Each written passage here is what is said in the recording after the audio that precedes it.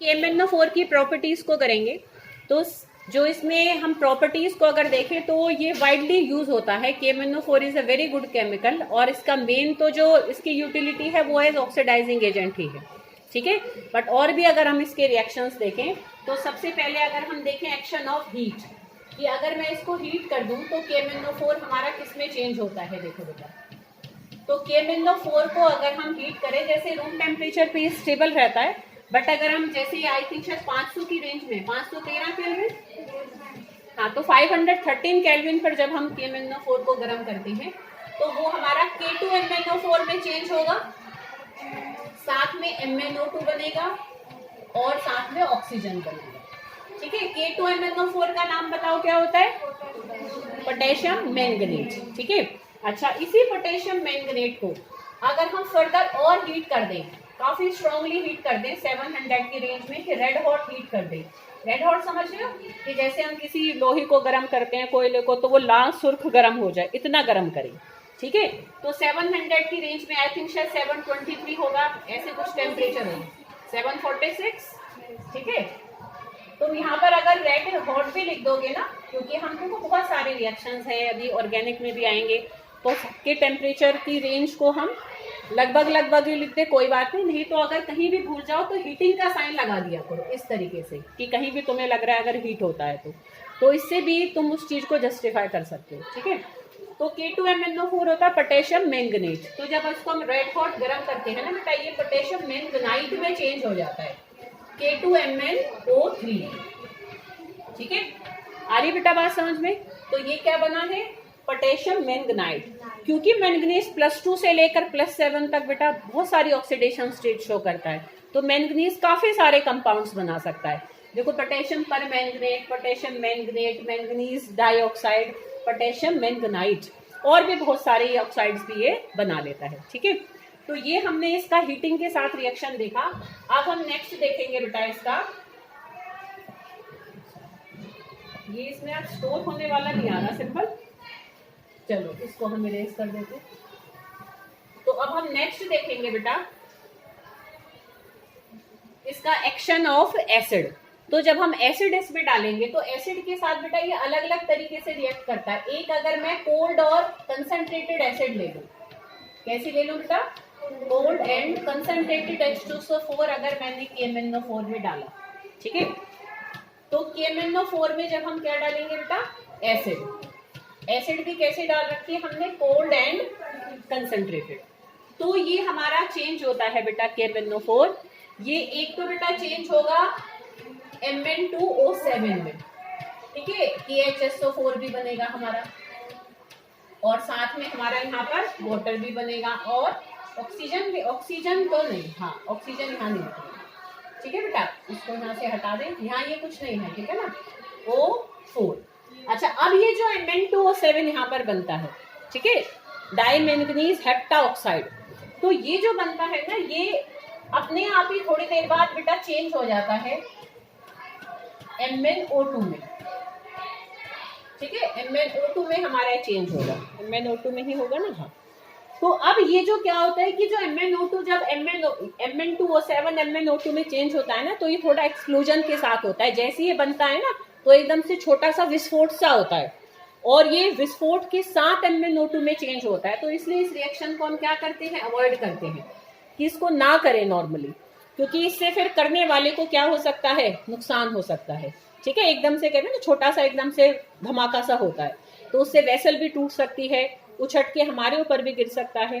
तो बजाय कि हम कोल्ड एंड कंसंट्रेटेड H2SO4 को डालें, इनकेस कहीं जरूरत होती है, ये स्पेलिंग गलत होगी, इनकेस अगर हमें कहीं जरूरत भी पड़ेगी तो फिर हम क्या करेंगे? प्रिकॉशंस लेकर इस रिएक्शन को करेंगे, अपने आप को भी कवर कर रखा है, दूर रख के करेंगे।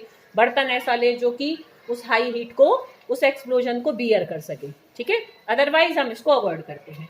तो अगर हम KMnO4 में वार्म एंड कंसंट्रेटेड H2SO4 डालें, मतलब हल्का सा गर्म करके डालें, तब फिर ये एक्सप्लोजन नहीं होता और हमारे और प्रोडक्ट्स बनते हैं। तो वो हमारे क्या बनेंगे? जब हम यहाँ पर क्या लेंगे बेटा? वार्म एंड कंसंट्रेटेड H2SO4 लेंगे, तो यहाँ पर हमारा क्या होगा? KMnO4 प्लस H2SO4 ब्रैकेट में भी तुम लिख सकते हो वार्म एंड कंसंट्रेटेड, ठीक है। तब हमारा नॉर्मली वो ही बनेंगे प्रोडक्ट जो कि हम अभी इसकी ऑक्सीडाइजिंग प्रॉपर्टीज में देखेंगे। ऑक्सीडाइजिंग प्रॉपर्टीज में भी यही प्रोडक्ट बनते, तो ये तुम्हें याद भी रखना है। पर्टिकुलर रिएक्शन को हम हर ऑक्सीडाइजिंग प्रॉपर्टी में लेंगे एसिडिक मीडियम में। तो K2SO4 बनेगा बेटा, MnSO4 बनेगा, वाटर बनेगा और ऑक्सीजन गैस निकलेगी, ठीक है। ये कब होगा? जब हम इसमें वार्म एंड कंसंट्रेटेड H2SO4 डालेंगे, ठीक है। नेक्स्ट हम इसका रिएक्शन देखेंगे विद हाइड्रोजन। तो हाइड्रोजन के साथ देखो बेटा KMnO4 हमें क्या देता है विद H2, हाइड्रोजन गैस के साथ, ठीक है। जो मेन मैंगनीज का प्रोडक्ट है ना, मान लो देखो ज्यादा रिएक्शंस हैं, सिलेबस भी बहुत सारा होता है जब तुम एग्जाम में एंटर करोगे, तो मेन मैंगनीज जिसमें कन्वर्ट हो रहा है ना, उसका ध्यान में रखकर जरूर चलना। इन केस आगे तो तुम मेन को भी लिख कर आ रहे हो, साथ में हाथ पैर मारोगे, वाटर ऑक्सीजन निकालो, तो ऑलमोस्ट तुम सही रिएक्शन पर पहुंच जाओगे, ठीक है। अरे बेटा बात समझ में। तो H2 के साथ देखो हमारा क्या होगा कि KMnO4 में अगर मैं क्या डालूंगी हाइड्रोजन, तो यहाँ पर हमारा बनेगा MnO, मैंगनीज ऑक्साइड। तुम देख सकते हो मैंगनीज के कितने सारे कंपाउंड हमने इन्हीं रिएक्शंस में देख लिए हैं। ऑक्साइड ही तीन देख ली है, MnO, MnO2, Mn2O7, ठीक है। तो मैंगनीज वैरायटी ऑफ कंपाउंड्स बनाता है क्योंकि वो बहुत सारी वेरिएबल ऑक्सीडेशन स्टेट्स भी शो कर सकता है। तो यहाँ पर हमारा MnO भी बनेगा, KOH भी बनेगा, ठीक है, और साथ में हमारा वाटर बनेगा, ठीक है। तो ये हमारा इसका हाइड्रोजन के साथ का रिएक्शन है, ठीक है। लास्ट हम इसका देखें विद एल्कली, फिर हम इसकी ऑक्सीडाइजिंग प्रॉपर्टीज को देखेंगे। तो एल्कली के साथ, अच्छा वहां तुम्हें ध्यान हो तो जब हमने पोटेशियम डाइक्रोमेट में किया था, जब हमने उसमें एल्कली डाला था तो वो पोटेशियम क्रोमेट में बदला था। पर्पल कलर हमारा किस में चेंज हुआ था? पर्पल कलर हमारा वहां किस में चेंज हुआ था? नहीं पर्पल नहीं, sorry, orange red colour. Orange red colour हमारा येलो में चेंज हुआ था, और एसिड डालने से येलो वापस से हमें ऑरेंज रेड में मिला था। यहाँ पर KMnO4 हमारा कैसा है? पर्पल कलर का, ठीक है ना। KMnO4 पिंक कलर का होता है ना, डार्क पिंक कलर का। लास्ट ईयर टाइट्रेशंस भी करी थी जब +2 वालों ने करी थी, उसी सोल्यूशन से कराई थी तुमने। तो KMnO4 हमारा कैसा होता है? पर्पल कलर का। इसमें भी जब हम KOH डालेंगे ना तो ये ग्रीन कलर में चेंज हो जाता है बेटा, K2MnO4, पोटेशियम मैंगनेट में चेंज होगा, ठीक है बेटा। और साथ में यहाँ पर हमारा क्या बनेगा? इधर हमारा, क्योंकि पोटेशियम तो यहीं पर ही आ गया, यहाँ पर ऑक्सीजन गैस नहीं और निकलेगी, ठीक है ना, और वाटर भी बनेगा। वाटर बनेगा इसमें हमारा, आई थिंक शायद बनेगा, हाँ ठीक है, ठीक है बेटा। तो यहाँ पर हमारा, क्योंकि जहां पर भी हाइड्रोजन आ रहे हैं ना, तो वहां पर तुम उस चीज का ध्यान रख सकते हो कि फिर हमारा वाटर वहां पर बनेगा ही बनेगा, ठीक है बेटा। और ऑक्सीजन भी बैलेंसिंग में नहीं कंप्लीट हो रही है, तो फिर हम वहां पर O2 गैस भी, O2 ज्यादातर इनमें सारे रिएक्शंस में निकलते हैं। आई थिंक शायद हमारा एक तो हाइड्रोजन के साथ नहीं निकलती है, और एक जब हम वो डाल रहे थे बेटा, कोल्ड एंड कंसंट्रेटेड H2SO4 डाल रहे थे, एक वहां ऑक्सीजन गैस नहीं निकलती, अदरवाइज इन सारे रिएक्शंस में ऑक्सीजन गैस निकल रही है। ऐसे करके भी याद रख सकते हो इस पॉइंट से। अब कोई चीज मेमोराइज रखनी है तो कोई तुम चीज सहारा उठाओगे जिससे कि वो तुम्हें ध्यान रहे।